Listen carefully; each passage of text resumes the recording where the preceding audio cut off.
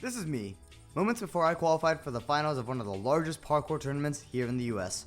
But to understand how I got here starts way back in July of 2022, when my parkour gym, Firestorm, emailed me about how I can be a part of their parkour competition team. But to join, I would need to prove my worth. So what did I do? I put on my Hot and Still single shirt and walked into these tryouts with so much confidence, the judges' jaws dropped when they saw all my handsomeness and glory. And just as I predicted, no one cared, like, at all. With my heart broken in two and my ego at an all-time low, I went out there and gave the judges the coolest run they'll ever see. Okay, that was pretty cool. Okay, a little slow, and what was that? Are you serious right now? Whether I confused the judges so hard they added me, or they just felt so bad that a person can be this trash at the sport, doesn't matter. Daddy LaScala made the team.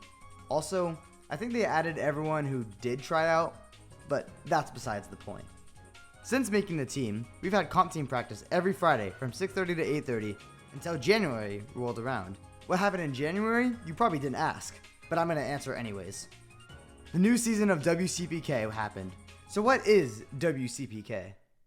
It stands for West Coast Parkour Competition, which takes place in the west coast of the United States and is held in some of the craziest and coolest parkour gyms out there. The season goes from January to June, and every competition is held on Saturdays for kids under 13 and on Sundays for teens and adults. The three main categories of parkour are represented at each competition: freestyle, speed, and skills. Check-in starts at 9 a.m., and all athletes who attend for freestyle are only given 30 to 45 minutes to prepare a routine based on the layout of the course. Because of the unique arrangement of blocks and obstacles, freestyle tends to be the favorite category, as creativity runs wild with all competitors attempting runs never seen before. Some competitors incorporate impressive flips, while others find a way to blow your mind with other leaps and bar work. When prep time is up, 5 judges will request volunteers for the first heat, requiring 5 competitors to step up. If everyone is a coward, the judges pick at random. Of course, I'm no bitch, so I volunteered first. But first off, I'm a breakdancer, not a parkourist. Second, we saw my parkour skills from earlier.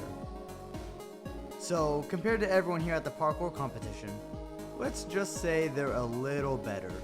The way to win freestyle is to get the most points. Each judge rates the combo based on how smooth the run is, also taking into consideration the difficulty of the course. With this in mind, it's practical to consider what moves you can add in a line that you're not only comfortable with, but allow you to transition easier for the smoothest run. Something to also keep in mind is how many people are going to use the same trick you want to use. Let's say, hypothetically, the course has a wall. We know it's a wall just waiting to be backflipped on. But it's a trap. Too good to be true. If everyone does a wall backflip on the same wall, it gets dull. The judges expect it, and they won't give you extra difficulty points. On top of not getting difficulty points for the move, you'll lose even more points if your execution isn't smooth. With all that said, my run is pretty basic. I know I don't have the big tricks these other athletes have, but I do have pizzazz and a really big ass. Only the top 10 competitors place, which means tiebreakers may be necessary.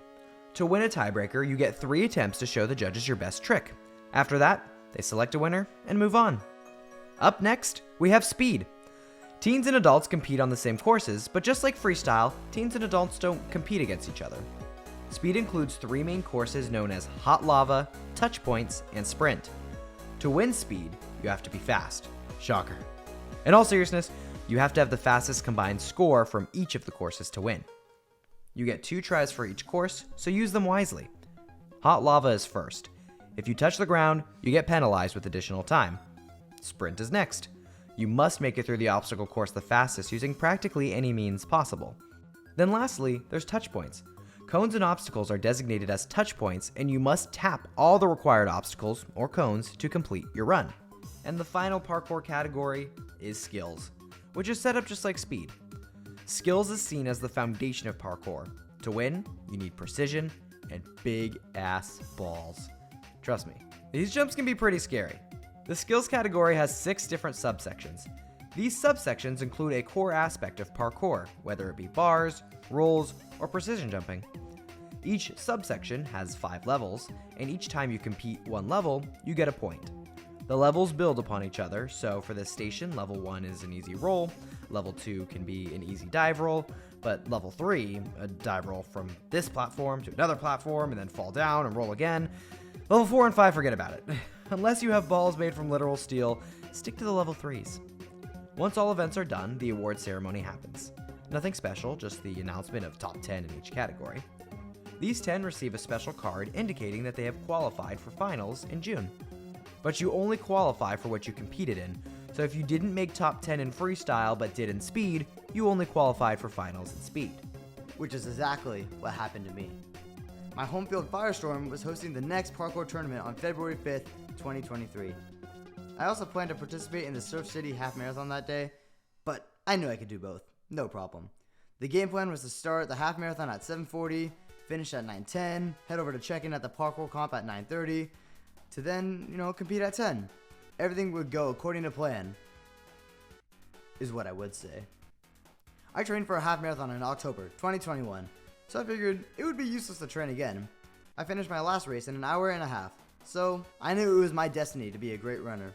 With such a great gift, I knew it would make people feel bad if I flexed it too often, so why even bother? Days flew by like a bunch of rocks being thrown at a nerd. February 5th was here before I knew it. With my ego as high as can be, I cracked my knuckles knowing that I could run a half marathon in an hour and a half. I done did it before. The race begins and I'm killing it. We start off with a 6:50 pace, and then we go to a 7-minute pace, and then a 7:10 minute pace, and then a 7:40 minute pace, then an 8-minute pace, and then nope, out of nowhere, ankle injury. Guess I gotta stop on the middle of the road and roll my ankle out for 8 minutes, and then I got up and I started to run again. Long story short, I finished in 2 hours. Legs destroyed, ego crushed, and my desire to compete gone. Is what I would say. I still had time to make speed and skills, so I rushed on over to Firestorm, making it in time for the speed competition. With my marathon race bid number still attached and a couple tears rolling down my eyes due to the soreness of my legs, it was time to compete. Did I expect to win? Yes. Well, no, of course not. I was so tired and sore, but I was having fun. Slowly but surely, I improved my time on each course, bit by bit, and then, on the very last course, I broke free from my chains and sprinted as fast as I could. And so, here I was, seconds away from qualifying for the finals of one of the largest parkour tournaments here in the US. Speed ended, I turned in my sheet, oblivious that victory was just right around the corner. I sat and watched the rest of the tournament go by. The award ceremony came around. Freestyle was announced, then speed. 10th place was announced, 9th place, and then I hear the man who ran the half marathon himself, Josh LaScala, come to the stage.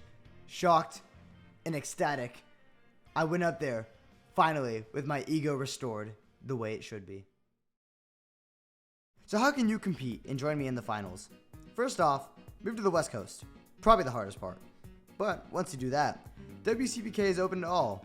To compete, all you have to do is sign a waiver for the gym and choose which events you want to compete in. Most gyms have a competition team.